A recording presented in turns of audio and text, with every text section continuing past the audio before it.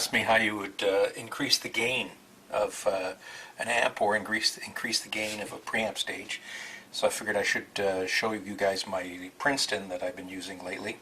I've been using it because it fits in my very small Miata, and my trainer does not. Anyway, so what I've done to this this Princeton, because it sounded pretty good, it was almost dead stock when I got it, but I wanted a little more gain.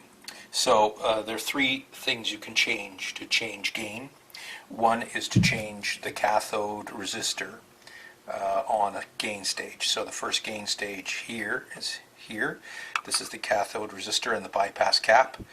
All I've done is replace the bypass cap, and I've left the stock cathode resistor. Coming out, the input comes from the input jack, snakes under the board, comes through here. That's the input of the tube. Then the third element is the plate side, or the output of the tube.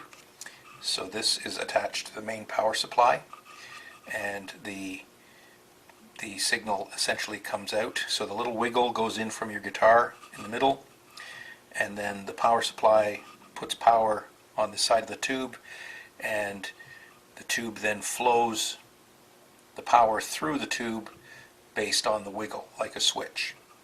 And then that power supply being disturbed over here gets split two ways. One, the AC signal, or the music, goes through the cap onto the next stage, and the DC signal, or some of the signal, goes through the plate load resistor and is swamped in the power supply. So it's kind of a two-way street. Most Fender amps use 100K for the plate load resistor. In this case, I've chosen 220K.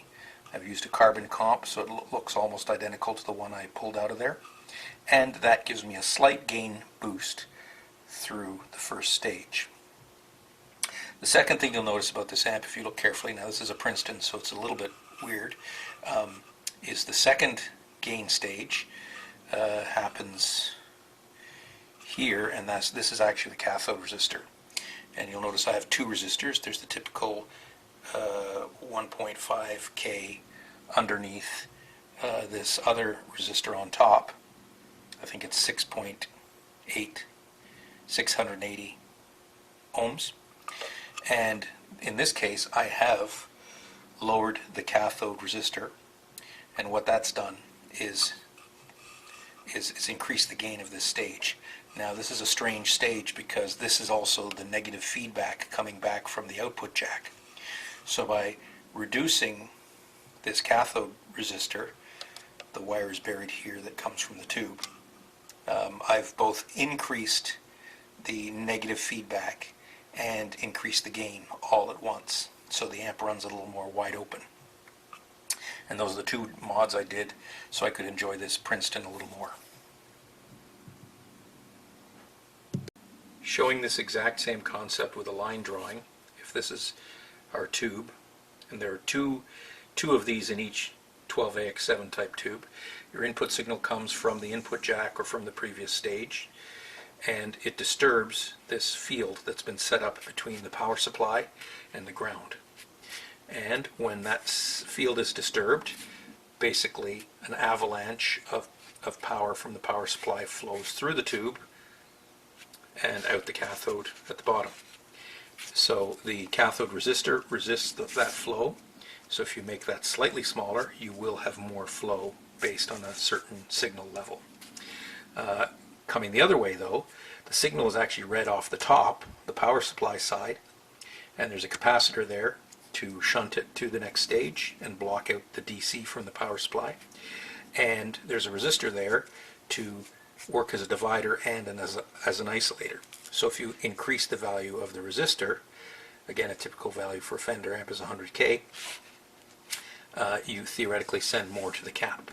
So there are several tuning opportunities here. You could increase the value of the resistor to get more gain, quote unquote. You could decrease the value of the cathode resistor. The bypass cap, which is usually strapped over top of the cathode resistor, determines the EQ of that gain, and the smaller the cap, the more sharp it is.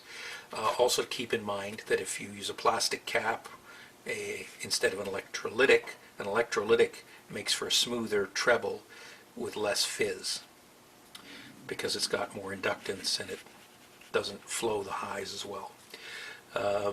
You can also tune it by changing the value of the exit cap, thereby allowing a smaller bandwidth to go to the next stage. So all of these things are tuning opportunities. The key is you don't want to do them all. You want to be very selective, and you just want to take something that's sounding good and nudge it a tiny bit. Thanks.